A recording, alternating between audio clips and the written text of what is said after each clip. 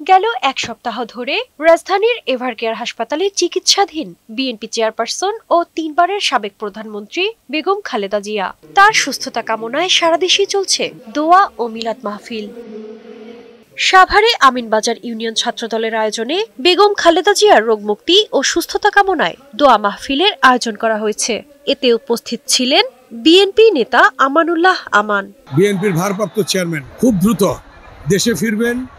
দেশে এসে আমাদের বিএনপি চেয়ারপারসনের সাথে সাক্ষাৎ করবেন এবং জাতীয় সংসদ নির্বাচনের প্রচারে সশরীরে তিনি অংশগ্রহণ করবেন।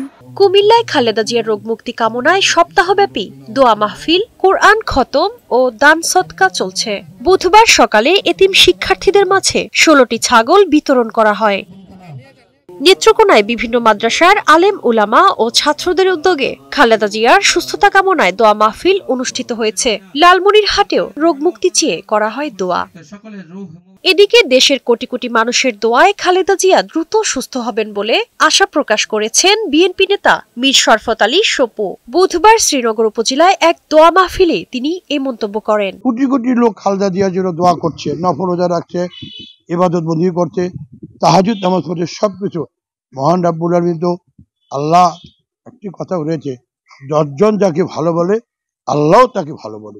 এছাড়াও বেগম খালেদা জিয়ার রোগমুক্তি ও সুস্থতা কামনায় দেশের বিভিন্ন স্থানে দোয়া মাহফিলের আয়োজন করা হয়। শারমিন রিমি, বৈশাখী সংবাদ।